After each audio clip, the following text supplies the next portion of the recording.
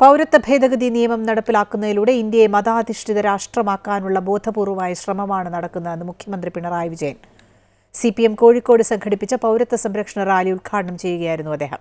രാജ്യത്തിന്റെ മതനിരപേക്ഷത തകർക്കുന്നതിനുള്ള നടപടികളാണ് ഒന്നിനുപുറകെ ഒന്നായി സംഘപരിവാറിന്റെ ഭാഗത്തുനിന്നും ഉണ്ടാകുന്നത്. വിഷയത്തിൽ കോൺഗ്രസിന് ആത്മാർത്ഥമായ നിലപാടില്ലെന്നും മുഖ്യമന്ത്രി കുറ്റപ്പെടുത്തി. മുസ്ലിം മത ന്യൂനപക്ഷത്തിന്റെ വിശ്വാസം ആർജിക്കുക എന്ന ലക്ഷ്യത്തോടെ CPM കോഴിക്കോട് സംഘടിപ്പിച്ച പൗരത്വ റാലിയിൽ കേന്ദ്ര സർക്കാരിനെയും കോൺഗ്രസിനെയും രൂക്ഷമായി വിമർശിക്കുകയായിരുന്നു മുഖ്യമന്ത്രി പിണറായി വിജയൻ. ഇന്ത്യയിലേക്ക് കുടിയേറിയ മുസ്ലിമുകളുടെ പൗരത്വത്തെ നിയമവിരുദ്ധമാക്കുകയാണ് CAA-യുടെ ലക്ഷ്യമെന്ന് മുഖ്യമന്ത്രി കുറ്റപ്പെടുത്തി. പൗരത്വ നിയമ ഭേദഗതിക്കെതിരെ CPM സംഘടിപ്പിച്ച പൗരത്വ സംരക്ഷണ റാലി കോഴിക്കോട് ഉദ്ഘാടനം ചെയ്ത് സംസാരിക്കുകയായിരുന്നു മുഖ്യമന്ത്രി. ഒരു നുഴഞ്ഞുകയറ്റക്കാരനെയും വിടില്ല എന്ന് പറഞ്ഞാൽ ആരെയാണ് ഉദ്ദേശിക്കുന്നത് എന്ന് എല്ലാവർക്കും വ്യക്തമാണല്ലോ. ഇതാണ് സംഘപരിവാർ അജണ്ട. മതനിരപേക്ഷത തകർക്കുന്നതിന് വേണ്ടി തുടർച്ചയായി സ്വീകരിക്കുന്ന നടപടികളുടെ ഭാഗമാണ് മുൻ BJP ഗവൺമെൻറ്റുകളും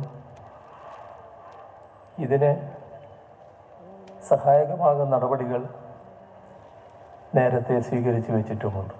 മതനിരപേക്ഷ രാഷ്ട്രമായ ഇന്ത്യയെ മതാധിഷ്ഠിത രാഷ്ട്രമാക്കാനാണ് BJP-യുടെ ശ്രമം. കോടതിയെ സമീപിച്ച ആദ്യ സംസ്ഥാനം കേരളമാണ്.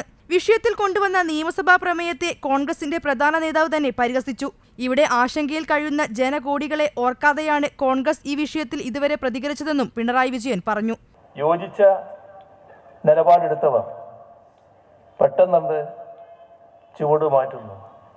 കോൺഗ്രസിന്റെ പ്രധാനപ്പെട്ട നേതാവ് തന്നെ പരിഹസിച്ചാലോ?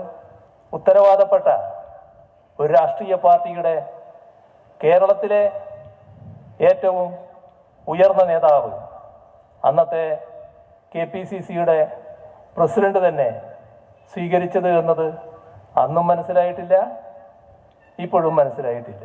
സമസ്ത അടക്കമുള്ള വിവിധ മുസ്ലിം സംഘടനകളെ ഒന്നിച്ചണിചേർത്ത റാലിയിലൂടെ വരുന്ന ലോക്സഭാ തിരഞ്ഞെടുപ്പിൽ വലിയ മുന്നേറ്റം നടത്താനാകുമെന്ന വിശ്വാസത്തിലാണ് CPM. അമൃത ന്യൂസ്, കോഴിക്കോട്.